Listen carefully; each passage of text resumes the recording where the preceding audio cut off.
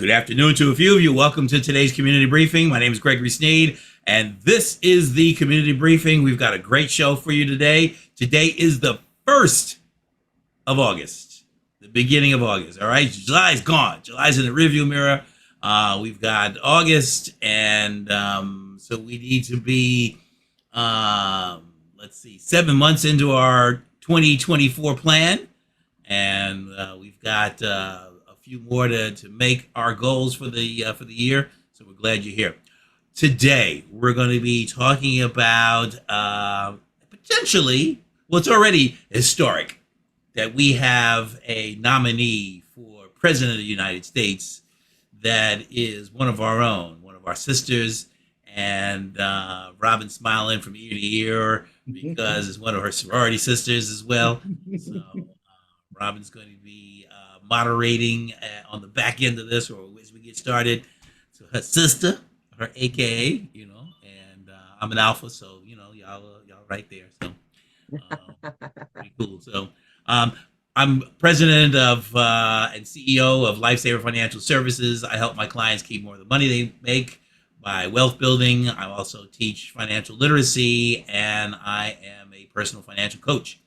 Now I'm going to bring to the virtual stage the what kind of queen? Here he goes. The voting inspiration queen of the community briefing for the month of August here, Miss Crystal Mitchell. Welcome, guys. Thank you. I am first foremost a business coach and entrepreneur and consultant for many organizations in the city, and very invested in our Black community as an advocate for both our adult small business owners as well as our youth entrepreneurs. So those are my passions. But most importantly, I'm passionate about us coming together as a people and really making a difference. So I am so impressed with what has been going on for the last 10 days. I think I've been like 10 days. Feel like it's been 300,000 years, but it's only been 10 days. And the women have taken the reign, and they have just come on board and showed out, and it's been amazing.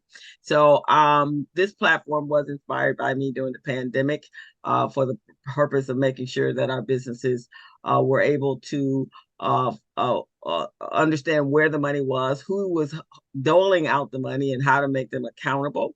Since that time, we've become that platform that our goal is to become the voice of our community, bringing everybody together to work in unity and solidarity, and as well as making sure that everyone meets the leaders and stakeholders that are making decisions for us, on behalf of us, and sometimes against us. And we got a seat at the table. So that's what we're doing, making sure everybody got a chair at the table and can enjoy the whole meal, not the dessert of the meal. So that's what I'm here for. So right now, guys, we are 95 days from the election, and we got two amazing women that's going to talk about that. But before we do that, our team here at the community briefing is just incredible. 4 people that are very connected to our community. So you've already met me. You've met Mr. Gregory Sneed.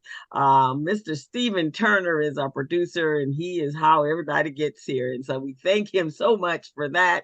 And now in our other female energy is Ms. Robin Billups, and I am going to turn it over to her. But before I do, this platform is powered by Recycling Black Dollars and the BBA. Sarah Harris is the CEO over there, and I'm a co-director at Recycling Black Dollars. My partner Jackie B. Everyone knows if you know her. We're also monetarily powered by the Los Angeles LDC, Southern California Edison, Southern California SoCal Gas, the PCR, and Wells Fargo. And we welcome all those donations to continue to keep this platform moving forward. Thank you all. I see a lot of friendly faces, and then I see some faces from the National Coalition of 100 Black Women, and then our regulars. Hello, everybody. With that, I'm gonna turn it over to Robin. Good day, everybody. Yes, I'm excited because you guys know I truly believe in the power of our voice and our vote.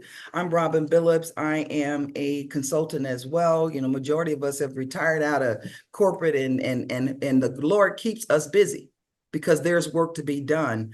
I do coaching, assessing, and working on folks getting to a strategic framework. And I think that the reason why we're doing this meeting today, the theme is around strategy. How do we strategically position ourselves to get the folks out to vote and to make sure that they're voting for someone who's going to take care of them? So again, ladies, we thank you for being here today, and we thank you for helping us to grow our audience because of your presence. And so I'm going to kick it back over to Greg so we can actually get started. Right on, right on, right on, right on. Okay, so today we are talking about the vice president nominee, and today is our K Day.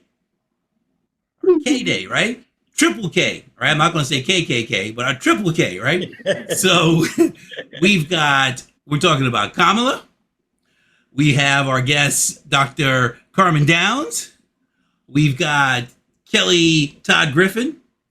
And I see some other K's in here. We got Keith and we have Christy. So we got 5 or 6 K's up in here. So today's our K Day. So our guests today are going to join us in discussing the historic nomination of Kamala Harris for the President of the United States. Joining us today is going to be Kellie Todd Griffin. She's a social entrepreneur, executive officer, and founder and empowerment agent. She considers herself an effective change agent, innovator, collaborator, and strategic partnership builder. As a social entrepreneur, author, and founder, she drives scalable and sustainable initiatives that deliver meaningful change in policies, practice, transformation. Her experience. So she is the founding president and CEO of the California Black Women's Collective Empowerment Institute. And she has also been with the California Black Women and Girls Social and Economic Impact, Crenshaw Chick LLC, HealthNet, Centene Corporation, MLK Jr. Community Hospital, and a number of others. She has a Bachelor's of Arts Communications from the University of Texas at Arlington. So that is guest number 1. Guest number 2 is Karmyn Downs, and Karmyn's with a K, and she is a doctor of education. She's committed to the education and learning of others, and when she's not working, you'll find her supporting the community, running, cycling, and anything else associated with wellness. So she said she'll see you on the pavement. She is the president of the Los Angeles chapter of National Coalition of 100 Black Women here, the Los Angeles chapter. She was a membership chair. She has been an adjunct professor at Abilene Christian University. She's also in the insurance business insurance operations with Travelers. That was from 2017 to 2000. Actually, no, from 2000. You were there for 12 years. There. And Fireman's Fund Insurance project director. She's been regional operations manager. She has her Doctor of Education from the University of Laverne, also her MBA in Informational Systems, and a BA in Journalism from Cal State University, Long Beach, the beach. So please join me in welcoming to the stage. I think, Rob, you're going to kick it off because usually we have one guest.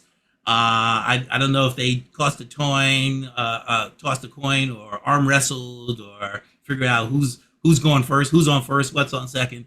Oh, Well, you know, Dr. Karmyn came on first, so we're going to let her kick it off. But these ladies work together really well, and so again, we're just looking to have a conversation around the importance of where we are right now and what should happen over the next 90 days. And then I want to acknowledge our voting guru, our registration guru, Emma Maxey. Emma has been a yeoman championing this for us. So ladies, we're just going to open up the mic and let you get started, and then we'll interact, as the conversation unfolds. Perfect. I think I'm up. I think I'm up first. Yeah. Perfect. I feel like I'm in a room with royalty. I'm just so excited today. I have to admit, I'm going to take my coalition hat off for a second. I am at my sorority's convention in Houston, Texas. I'm a Sigma Gamma Rho, a member of Sigma Gamma Rho sorority, and Kamala Harris was one of our keynote speakers last night. So to say that I'm on a high is just like an understatement. I was on Ms. Todd's call. I was one of the, what was it, 44,000? I really think it was 60,000. I even think it was maybe even 100,000. But to say the last 10 days has not been energizing, exciting. I can't even figure out all the right adverbs, but it's a really, really good time to be a Black woman in America, right? So now I'm going to put my National Coalition of 100 Black Women hat on. So again, I'm the current chapter president, and I'm just not sure how many of you are familiar with the National Coalition of 100 Black Women. We are one of about 60 some odd chapters across the country, almost 5,000 members, and we're an advocacy organization. We are a 501c3 organization, so we don't endorse political candidates, but we are very intentional about helping the community understand the impact of what is done to our community, and more specifically and intentionally, Black women and girls. So going into this election, regardless of who the candidate was, from the presidency all the way down to the school board, we always look at what is going on in our community through the lens of how it's affecting Black women and girls. So I'm gonna calm down a little bit because I can get really, really passionate. So we were always on this high, always on this mission to really engage the community, regardless of who was at the top of the ticket, for an understanding of what would be the impact.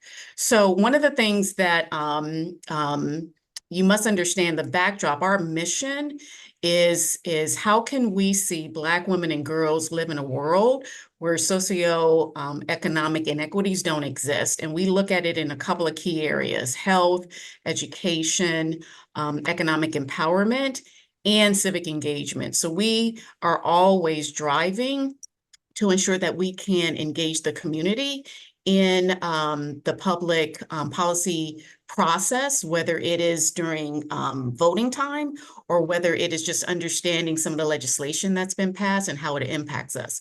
So it's actually a really good timing because last year, our very dynamic public policy chair, Monique Bacon, really helped us define, design, develop, not sure of the right word, but a framework, a blueprint that we call When We Vote, We Rise campaign. And it has a couple of different main priorities. We're really aiming to ensure that we mobilize voters, that we educate voters, and that we help to inform voters as well. So when we're thinking about informing voters, we are putting all of the things in front of them that you would think about: how to vote, how to mobilize voters.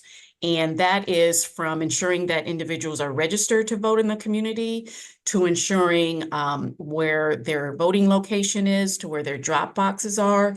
Now more than ever, we want to ensure and mobilize first-time voters. So if you think about individuals that will be 18, have turned 18, are eligible to vote, and or who probably have been very lackadaisical, that's who we're targeting. So we are targeting students that we know are probably very limited in their understanding of the registration process. We also want to make sure that when students go off to school, because our students in California are going to different states, we want to make sure that they understand the absentee voting process. We also want to make sure that we put candidates in front of the community. We call those candidate forums. So whether you are a state assembly candidate, whether you are running for school board, we hold routine and numerous candidate forums. for the first time last year, and we're going to continue it this year, is some of our judicial candidates as well. So we're definitely focused on all things who's at the top of the ticket, but we believe voting up and down the ballot is as equally as important. The other thing that is within our When We Vote, We Rise campaign is we want to make sure that we educate the community on the propositions.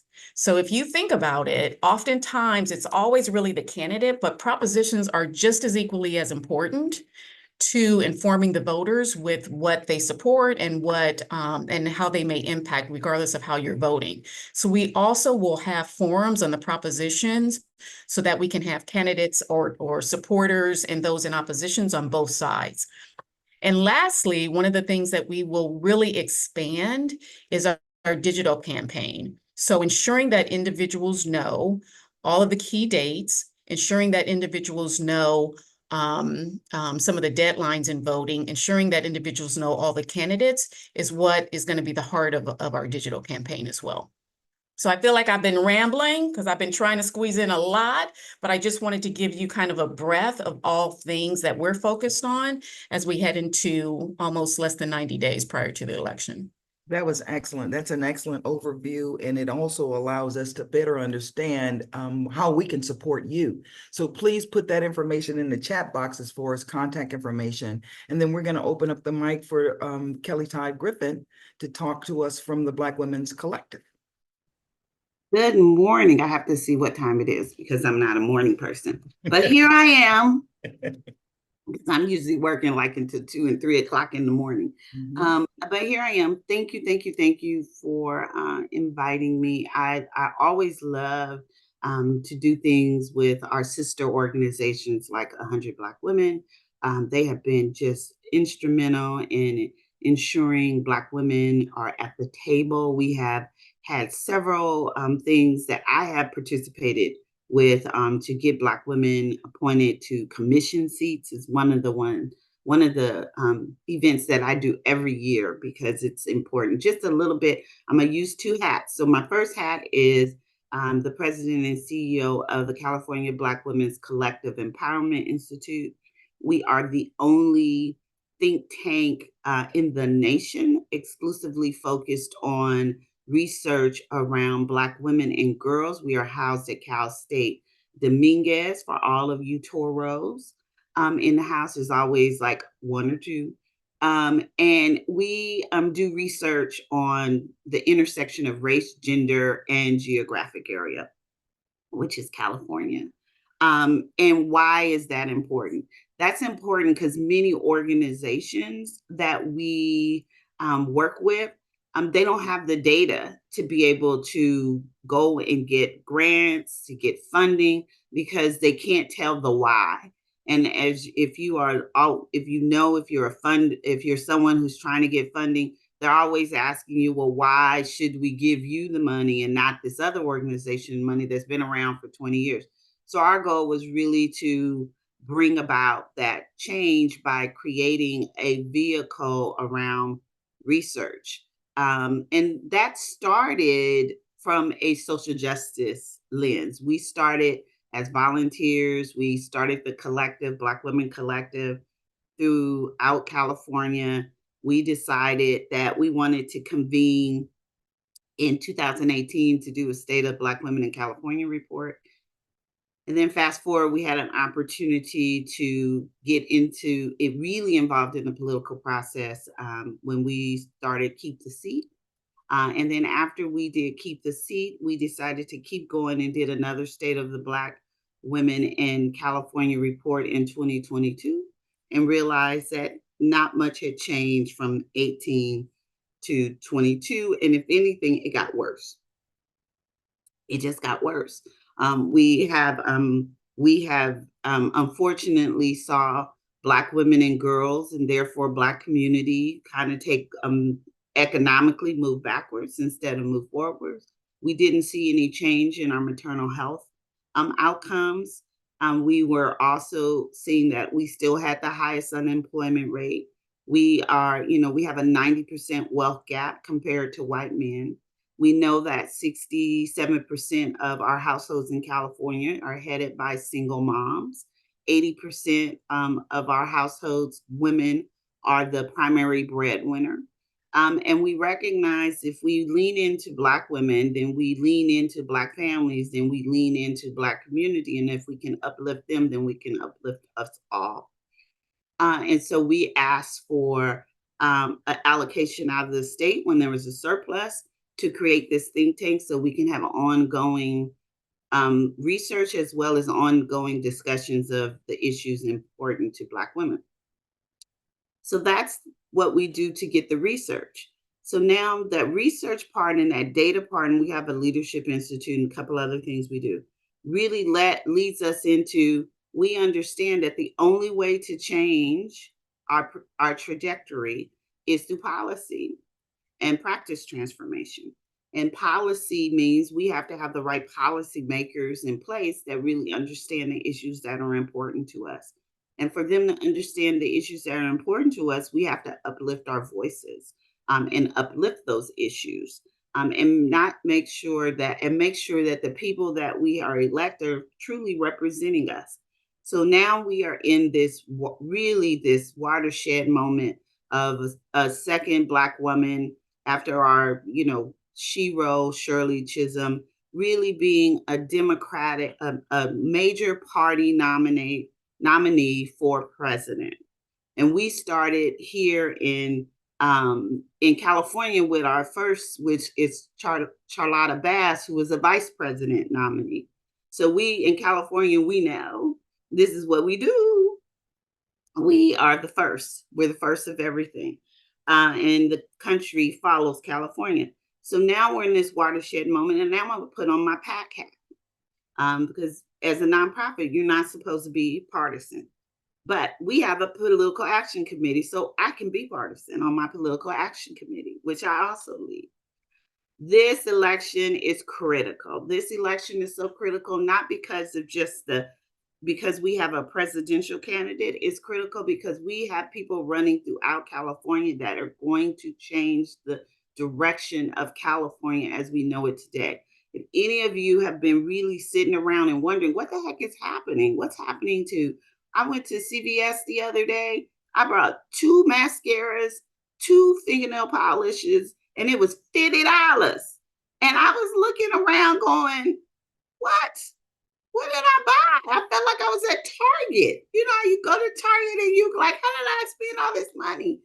So we know, and it hurts us. It hurts us when people put taxes on things that we don't even use, when they put taxes on things that we do use every day. And when we think of our data around Black women being head of household, single incomes in the household, and you put a gas tax, meaning we got to drive our car more because we got to take our kids to places that other people don't have to take it. When you say that our Black men can't do something, they can't come into our homes if we're getting public assistance, you just keep just taking away our whole community and how we have to look out for each other. So elections matter.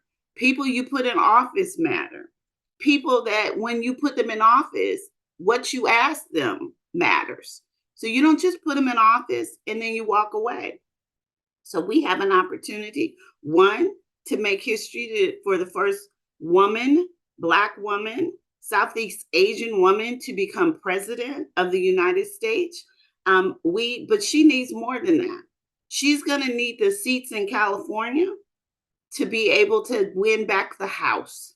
And we have 5 seats, 1, 2, 3, 4. We have 6 seats. Rockland, Congressional District 3, Modesto, Congressional District 13, Hanford, Congressional District 22, Santa Clarita, Congressional District 27, Fountain Valley, Congressional Districts 45, and Irvine. We need to keep Irvine. That was Katie Porter's seat, Congressional District 47. We also need to help in Nevada. We need to make sure that we keep that Senate seat, that U.S. Senate seat in Nevada. So there's a woman running in that seat to make sure she stays in that seat.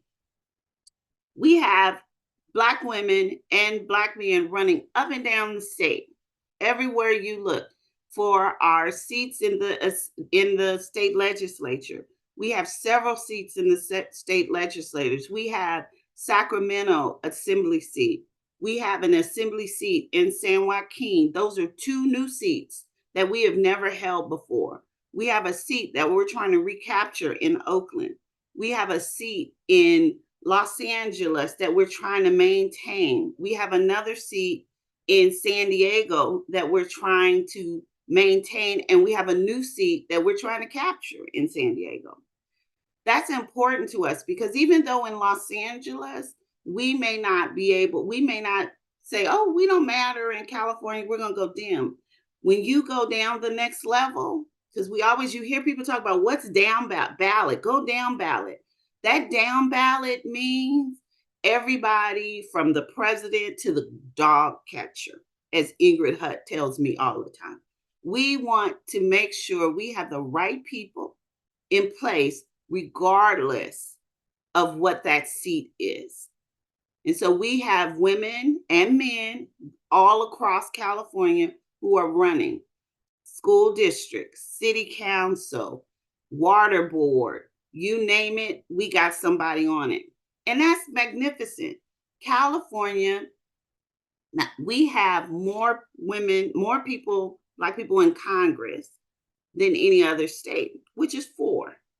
The next state is Ohio with 3. And we're about to go back to 3.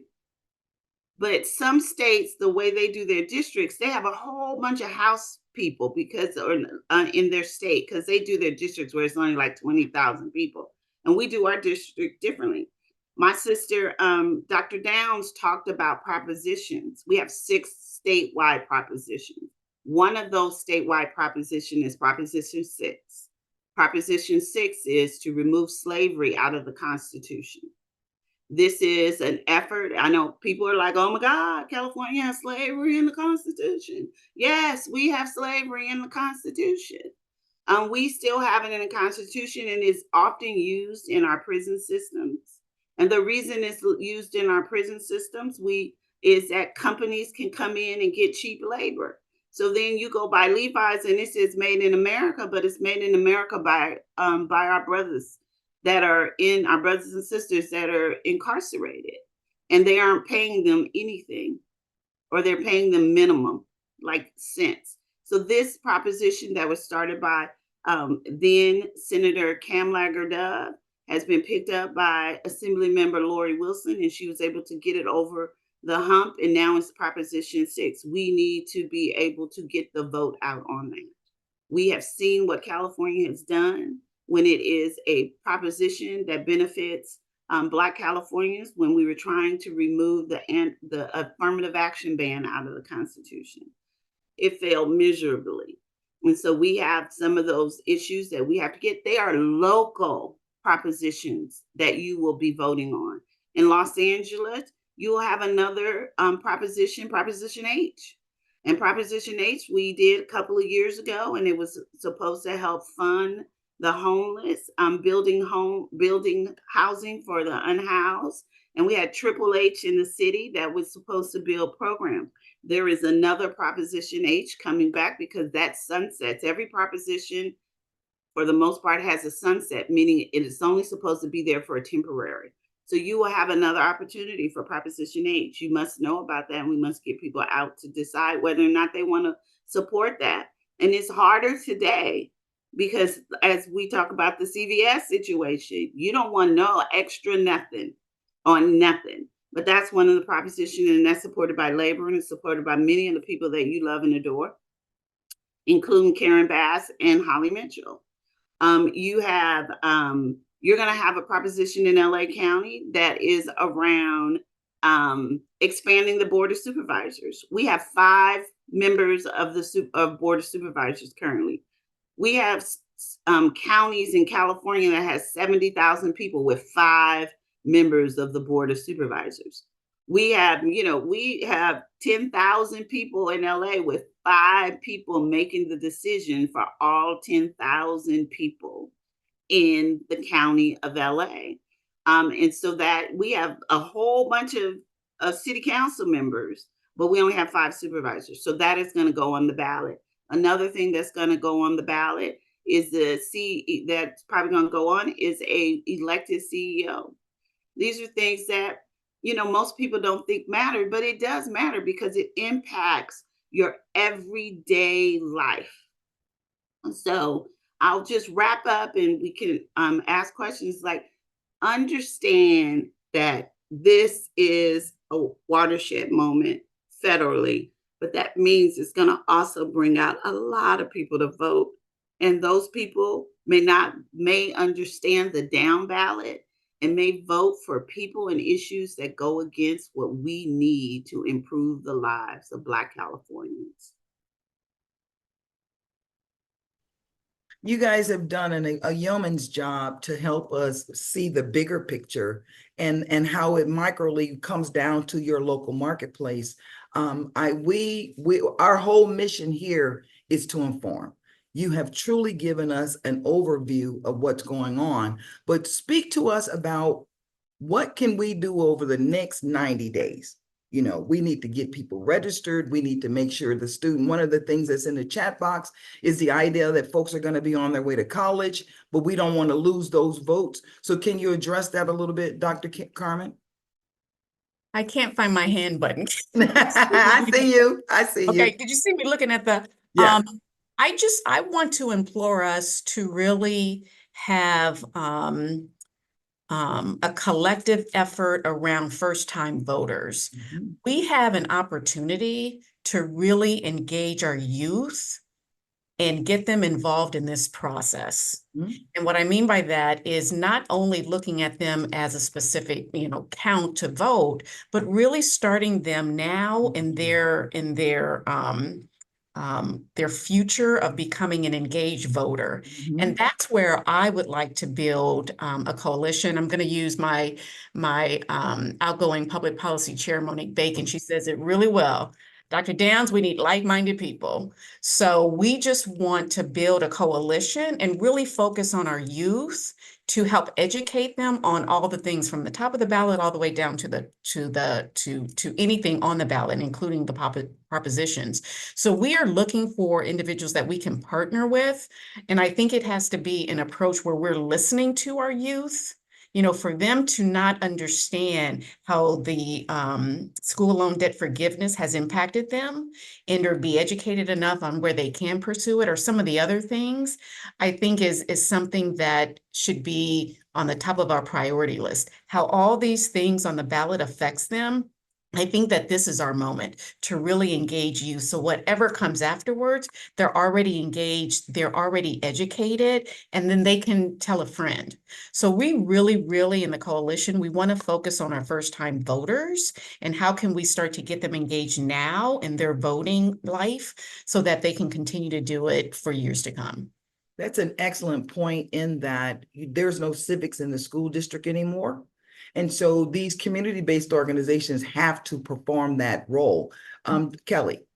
Yes, Robin, that is true until this year. Mhm. The state legislature has put Finally. civics back into the school district. And that's helpful. The other thing that we have done in California, because California has made it, access to voting is not an issue for California, it's effort to voting. So we have also made sure that people youth at the age of 16 can pre-register to vote so that they can vote when they turn 18. Mm-hmm. The other thing we have done is that when you go and do your driver's license, you will be able to register to vote at the same time that you do your driver's license. Makes sense. So we, again, access, and then again, one of the most wonderful things that we have here is that every household will receive a ballot. Mm-hmm. Every household will receive a ballot. And for unhoused, which is a population that matters, particularly when you have 60,000 unhoused in LA, California, Mm-hmm. LA County, it is important to get the people who are unhoused. Most of them do have an address. Mm-hmm. That's how they receive a lot of the information around their social benefits. That's why we have place-based philanthropy and faith-based social services in Skid Row, because that's where they get their information. Mm-hmm. So we have to go to these marginalized communities that often get overlooked. So we have youth coming out of high school that are most likely registered to vote, but don't know what to vote for and don't know how to vote. And what's going to happen? They just receive a ballot and they don't know what to do with it. We also have to continue to engage our aging population. Our aging population are what we consider always voters. And that's because they know what happens when you don't vote. And some of them were alive when they didn't have voting rights. So we want to make sure that we get them to the polls. We want to make sure that we help them fill out their ballot. And I'll tell you this little brief story. In 2012, I was working with Urban League in Sacramento, and it was their first, voting center that they had opened up. And an older man came in, and he kind of was walking around kind of in a circle. And this city council member, who was a brother, went up to him and said, "Do you need something?" He said, "Yeah, well, I came to vote for Obama." He said, "I want to vote. I have never voted before, and I want to vote for Obama." And so Rick Jennings, who was the city council member, said, "Okay, well, let's get you your ballot." So he got him his ballot. And the man was sitting down, and Rick said, because he's a city council member, he has to move away because there's some rules. Yeah. So he moved away, and he saw the man kind of still looking kind of disheveled. And he went over there to the man and he said, "Are you okay?" It turned out that the man couldn't read or write. But he was so committed to filling out that ballot. And Rick said, "Would you like me to fill the ballot out? Would you like me to read you what's on this ballot?" And the man said, "Yes, please." And Rick read him and gave him the options, and he filled it out for him. And that man was able in his lifetime to cast his first vote for a Black man who was running for president. And I just remind us of these stories, that we still have people like that in our community who may not be able to read, who may not be able to write, but we still need to give them the dignity through our work, through being empathetic, to get them to the polls. And some of our youth feel the same way when we're trying to explain to them, you must vote. We must go to them with empathy to show them that we are here to help and not to harm. So there are many people that we can go and if you know, then know. Have a conversation in your kitchen table. Invite your neighbors. Say, let's go over and let's do a ballot party. Let's go through the ballot. Let's talk about it. Let's bring in somebody who knows about these doggone propositions. All I know is it's asking me for more money, and I'm not interested in that. Yeah. Go to the schools and talk to the schools in college. Go see what the college programs are doing. They have a wonderful voting. Cal State University, they have a whole college. They have a voting bowl to see how many kids they can register, and they compete campus to campus to campus to campus. Reach out to Shirley Weber's office.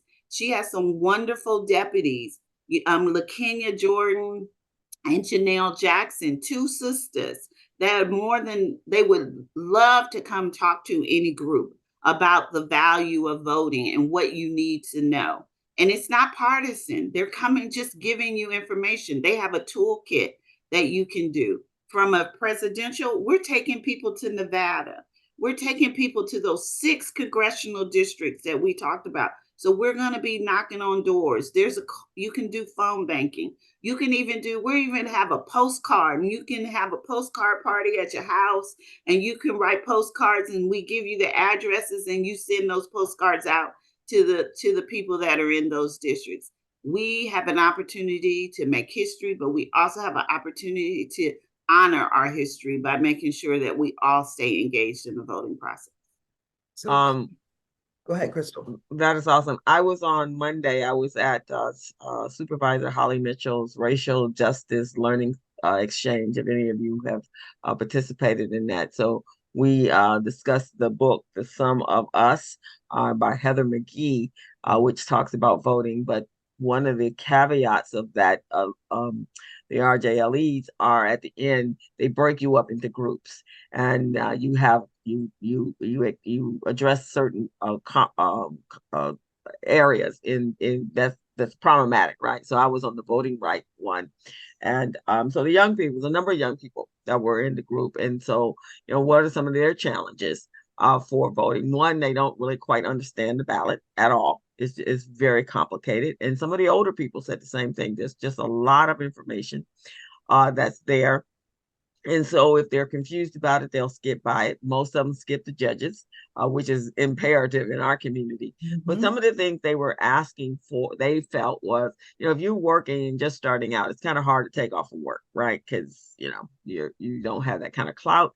So, making it a little simpler for them on how to get there, but most importantly, how to get them registered. So some of the suggestions were, and this is the young lady that was from the county, is like, what can the county do, right? And so she's like, well, what about taking buses and going to sporting events, to the Laker games, to the Sparks game, to the and registering the young people that are there, being more mobilized, them going out and actually having maybe vans that go out and talk to groups as well. So that was well received in that. So the conversations for the young people, and they are very confused, and that they're tapped into things when Kamala was the prosecutor on what she did then, and but they don't have any idea what she's done since that time. So they tapped into that. Okay, I'm not going to vote for her because she put Black people in jail, right?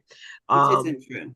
Which is not true. Right. So I know when I was on the call on Sunday, with the women from Win with Black Women, that's one of the things is we got to push back.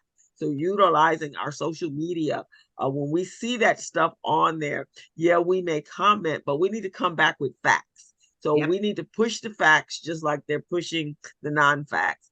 So that they're asking all of us that have a presence on social media, when you read that, don't just click yay and what have you, actually come back with the factual information. Like yesterday when Trump was on that platform with the journalists at the conference, whether or not she's Black or not, what the heck does that matter?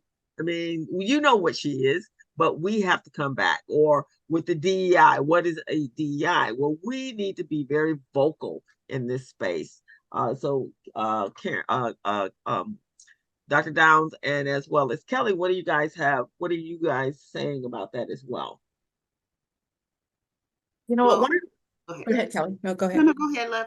The one thing that our chapter focuses on is we're narrowly focused in terms of its impact on Black women and girls. And one of the things that I want us to do for our chapter is go through the 900 some odd pages of Project 2025 and identify what the implications are to our community, and not say, this is the Republican platform or whatever it may be, but just pull it out and say, here is the implication. And I think that that's going to be an approach to fighting misinformation and or the truth, number one. Number two is, not necessarily directly focused on Vice President Harris and DEI, but a campaign on here is what equity means. And here is what its impact is in our community and or on women and or marginalized communities. So we're trying to figure out, like, how do we do that in a way that it's still looking at some of the myths, some of the misinformation, and then combating it with what the implications are and what the impact is.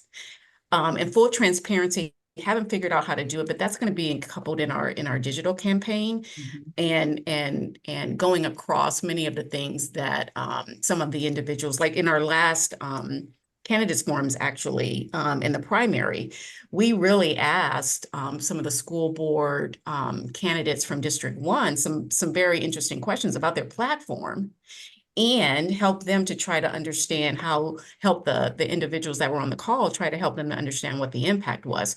So it's not only just combating some of the misinformation, but it's also getting things out in the community that individuals are hearing things about that aren't really true, and helping them to understand what the implications and impact are. Awesome. Yeah, I agree. And I think one thing I do want to say, we are California. They get time off to vote. So if a young person is telling you they don't get time off to vote, that's not true. California allows 2 hours to vote for anybody, whether you're hourly or salary. So that's that one.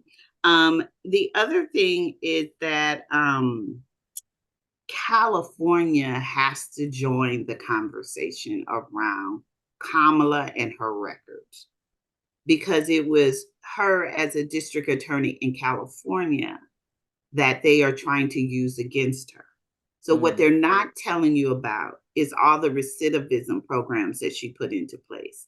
What they're not telling you about is the work that she did to ensure that when someone brought a case to her, that they had their I's dotted and their T's crossed, that they didn't come up. And we know very well in Los Angeles specifically how there was these charges that were just, charges because they were riding a bicycle. She made sure that those cases did not that those cases did not go anywhere.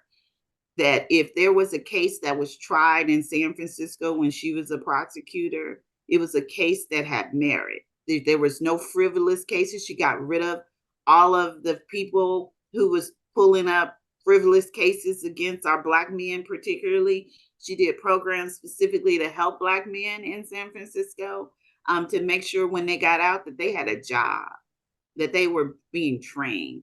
So at California, we have to join that conversation, particularly on social media. And we need to get those message points out to people so that if someone sees something, it's us speaking on behalf of her. People can talk about it from outside, but we have to be the ones that talk about it from inside California. They also say that California Black people don't like her. That's why Trump was saying all that crazy stuff yesterday around, she didn't turn Black. Well, no, she was Black. She was always Black. I don't remember her time. I had the wonderful opportunity to lead California for African Americans for Obama in 07 and 08. And my co-chairs was then Assemblymember Karen Bass and then San Francisco District Attorney Kamala Harris. So if she wasn't claiming to be Black, she wouldn't have been our co-chair. And so that's a point that we have to keep pushing out. But this is just noise. This is noise that happens in the federal government, and what we cannot do in federal elections, the presidential elections. I was at a fundraiser last night. We have our first Black woman mayor in Culver City, and she's running for re-election. And there's 9 candidates. I have talked to women that as soon as they get elected on school boards, there's a recall effort immediately after they get elected. Politics is not every 2 years. Politics is not every 4 years. It is every single day. We have got to stay engaged every single day. The reason that Win with Black Women was able to get 44,000 women, because they've been doing it for 4 years. The reason we were able to get 19,000 women the day after is because we've been doing it for 4 years. It isn't new. The 100 Black women, they've been around for years, for decades. That's why people listen to them. So we've just got to make sure that we are constant and consistent, but invite people into the conversation. Help, I love Supervisor Mitchell's her events that she does all throughout her district, because she keeps people informed. And we've got to do the same thing. It doesn't mean that just an elected official can do it. An everyday person, if all you want to do is organize on your block, have a monthly meeting with everybody, with people on your street, on your neighbors or your family, and that the purpose of that monthly get together is just to talk about politics, just to make sure, and everybody in that group gets to own one of those meetings, and they get to bring the subject to the table. That's how we can organically do the work that we want to do here in California and make sure that California stays a place where Black Californians can live. Let's not get caught up in the noise. You know, it's to your point, we have to meet people where they are, and most people spend their time and energy and money online on social media.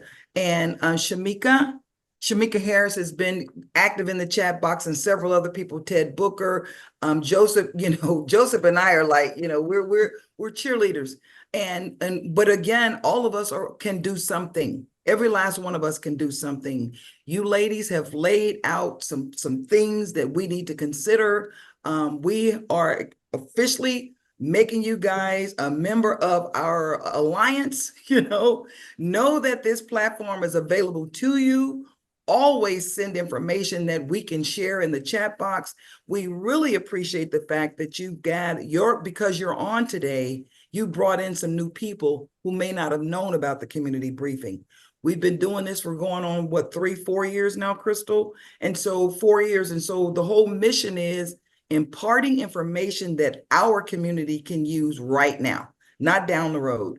And I think that people still overlook the fact that high school, when you're in high school and there's elections, right? Our kids a lot of times don't even get involved in that.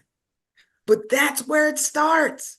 That's where civics actually starts. I mean, it's almost like in your family. You guys, it was 6 of us. Somebody's going to lead the thing, right? And everybody who is age-wise may not necessarily be ready to lead. I'm a volunteer. I'm going to engage because I'm nosy. I love information and I like sharing information. So I'm going to ask. Joseph has his hand up. Go right ahead. One of the things I hear, and I did comment briefly about it in the chat box, is people that say they don't really get involved with politics. And my pushback is always, that may be true, but politics influences every single thing in your life, from what day your trash gets collected, to whether they fix the pothole on your street, to what the rents and the mortgage interest rates are, to what the prices are when you go to buy food at the grocery store or goods at Target. All of those companies are heavily involved in politics, and all of them are working to their betterment at your disadvantage. So if you calmly sit by and say, I don't get involved in politics, I promise you, your insurance company does. I promise you, your landlord does, or your mortgage company, or the bank that you owe money to on that credit card. All of them are involved in politics, and all of them are making sure that their interests are addressed before your interests. Mm-hmm. So we have to continue to pound that message out that politics isn't an option. Politics is going on with or without you. And if you let it go on without you, then you're losing. And not only are you losing, your vote goes to the side that's not beneficial to you. When you don't vote, whoever you thought you didn't want in office is going to win because you just gave your vote away. Ted, I'm going to come to you, and then I'm going to turn it back over to Stephen so he can tell us who our guests are next week. But in this chat box, we see a lot of chatter where folks are saying they want to work with us. We welcome anyone who can use this platform to help us move the needle for our community. Ted. Mine is quick. Is it possible for what like this to develop some material that could be used, that we could, like in community, that messaging about the very things that we're talking about? Because we get the information to our credible messengers. One of the things I recognize in social services, when you use credible messengers, which are your frontline folks that are delivering services to various populations that we talk about, that people, because they have relationships, it's easy. They could be more convincing. They could work really well for us. But we had something of it. It's important that we're all kind of saying the same thing. And these are the voices we need to hear from. So to have something endorsed, but that if you have something already that can be used, I would love to put my hand on something like that. Well, and I'm going to ask Kelly and Dr. K to talk about that. But I'm almost certain that the Voter Registration Bureau has some information that's already there. We don't have to reinvent the wheel. We can just go with what's available. So ladies, can you kind of point us in the right direction from that perspective? And then I'm going to ask Emma to close us out, because Emma ends up being our voter registration a guru. She's here every week. I'm having major problems with that. In case, go ahead and let them talk. Go ahead, let them speak, and then we'll take it. You know, just really simply, we have a really good partnership with the registrar's office and do many leverage a lot of their resources to actually participate in some of our webinars, who actually have done training for some of our committee members as well. So we don't necessarily create it. We really are looking for those resources that we can point individuals to and be their guide and or direct them. So that's really what we're focused on. Perfect. Yeah, you're right. Secretary of State has a wonderful booklet that you can download. I can send that link to you guys. We have a toolkit that we do for every elections. We have an initiative called We Saved You a Seat, and we partner with Secretary of State. And we did it during the primaries, and we did in the primaries, and that's when we did our screening of the color purple. So we try and do it where we do it in places where we know Black women, Black communities already live and also play. So it takes away that like fear of like, I don't know, I don't want to be there and be the only one. And then we also do a lot of online stuff. So if you just, keep paying attention to our Facebook page, our LinkedIn page, we always have something up that we're doing, particularly as we start getting down to this 90 plus days of the election.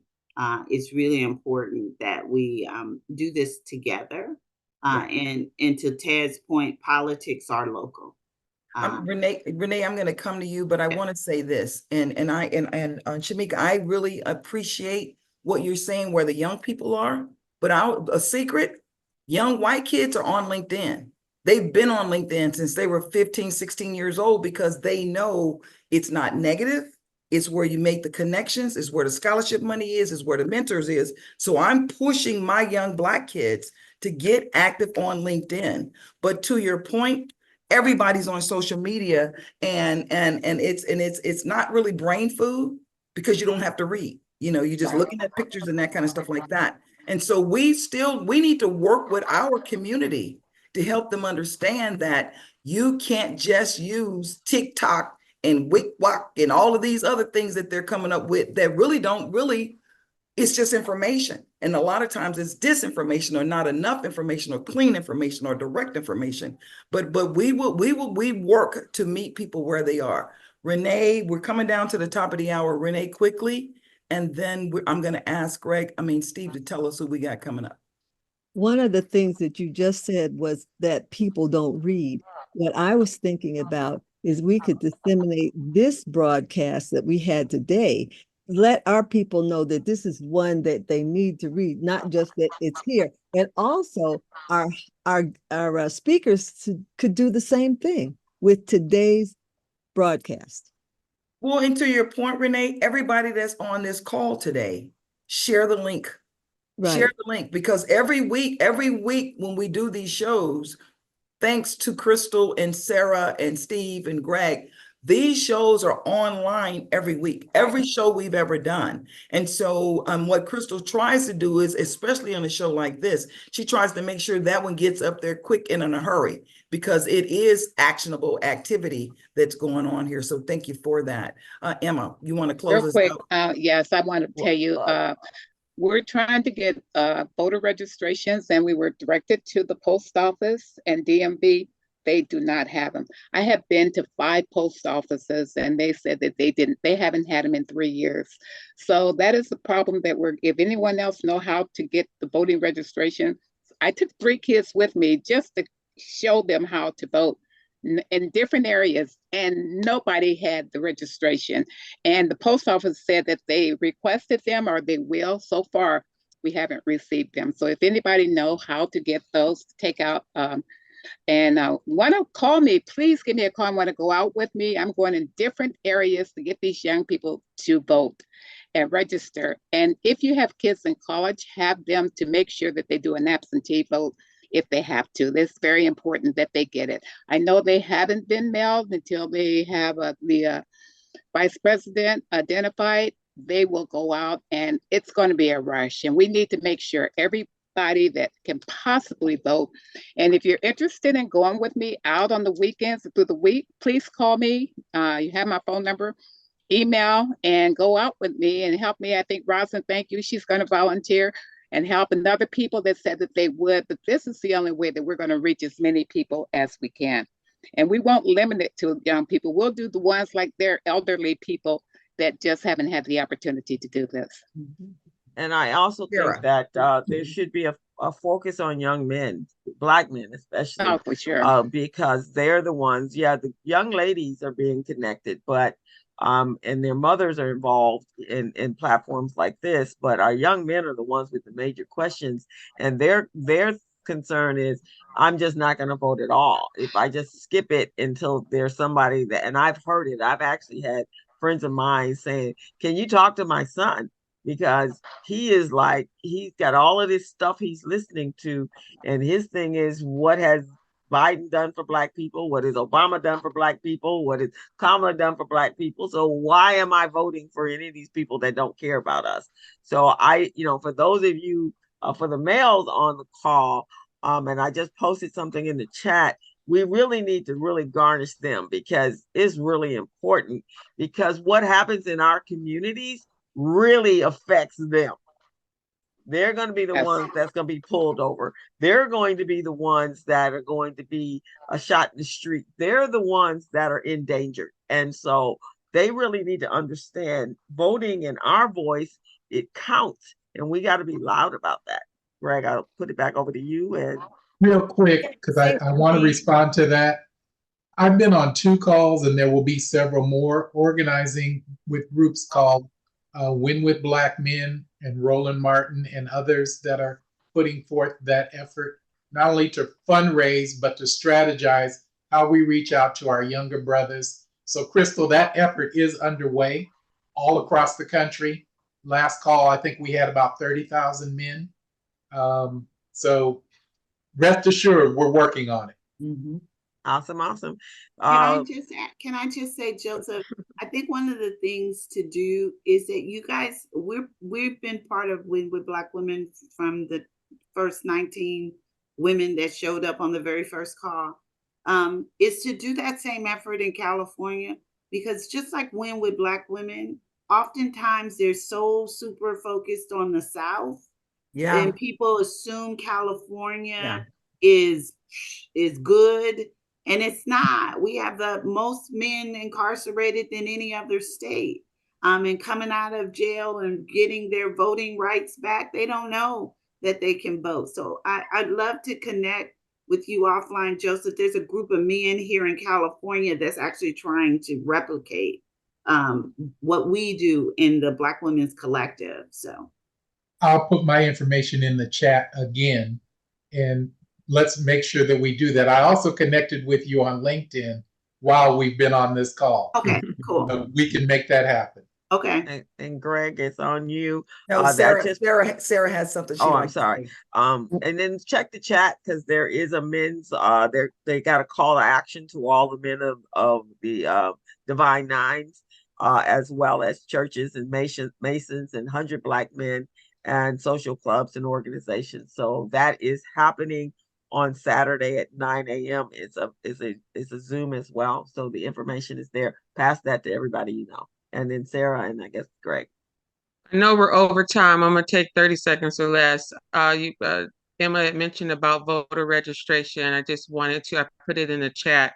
A coalition of 100 Black Women LA will be hosting a voter registration booth at the BBA's Black Business Day Expo on August 17th. So you got people you want to be able to direct there. It's free to attend, so they can get in, and we'll have it there. That's at LA Trade Tech, August 17th. Thank you. Thank you. That's right around the corner now. We're in August. Yeah. So one thing I would encourage each of you to have, at least in mind, is how would you define or defend what DEI is? DEI for me is not someone who's unqualified getting a position just because of their race or gender.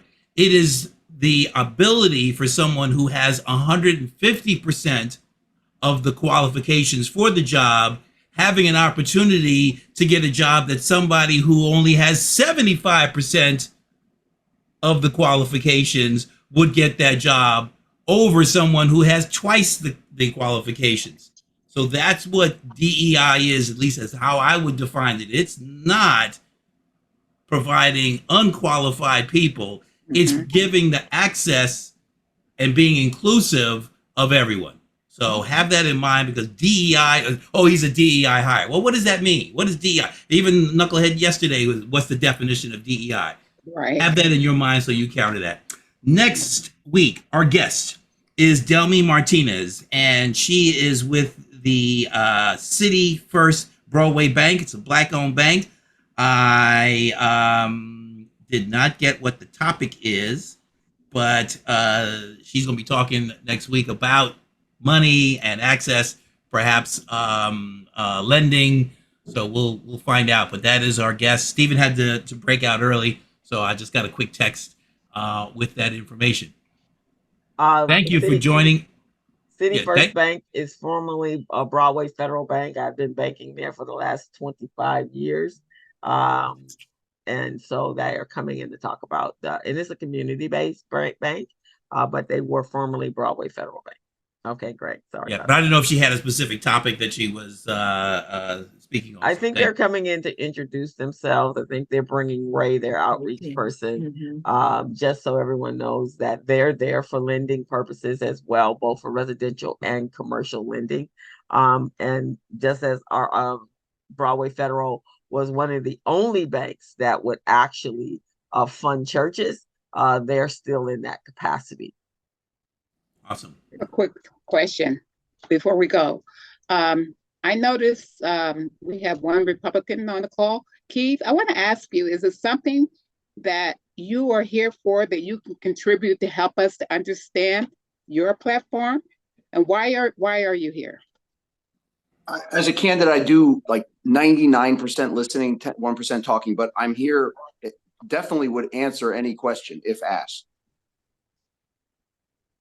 Why are you here? So, what is your purpose and what are you contributing coming in, listening to what we're saying? I appreciate the question, Emma. By the way, on this particular Zoom, I communicated with Crystal earlier to ask the question if maybe I should drop, but I was welcomed. And I'm learning. I'm trying to run to represent the 55th district, the most historic Black district in California. And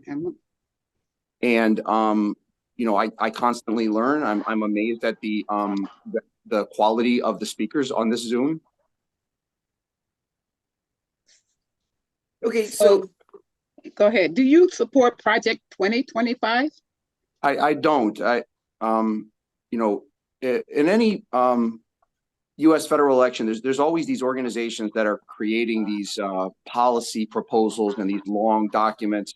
This particular one is particularly toxic. It's gotten a lot of attention. I believe most of it is unconstitutional.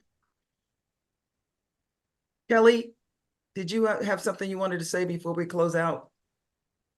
I'm sorry. I was just saying that I have to leave. So okay, I was all right, sorry. then. Thank you so much. Thank you so much. Thank you, guys. Thank you so much. Keith, what I will say to you is this. You've been coming on here for a couple of 2 or 3 months now, and you still don't have an answer as to why, besides listening, what can you contribute? And for you to be a Republican and you want to represent the largest African-American community constituency, you better start working on that, because people you're going to have to answer those kinds of questions, and you just danced around a very direct question. Oh, I don't need any comment back. I don't want any comment back because we're about to shut down. But what happens is Black people are always welcoming. We always welcome folks in. But when you show up and you cannot respond to the call of the question, then it becomes a question of what's your intent. And so I'm just leaving you with that to think about that. Because if you're going to dial in just to listen, and Take then notes. actions I'm speak in the louder than 55th words. district, so you're looking for me to vote for you. That's the reason why it's important for me. Why are you here? And what are you contributing? What is it that you're going to do for me? I'm in the district that you're running for. Absolutely. I think that high quality, legitimate political competition in any district in the United States is beneficial to the citizens in the district. That's an excellent comment, but you still have not spoken to what will you do? What can you do? You've been hearing us talk for weeks on weeks on weeks about what the challenges have been in these communities, and you are a politician. So somewhere along the line, you got to have some kind of platform that speaks to what we've been talking about week after week after week after week.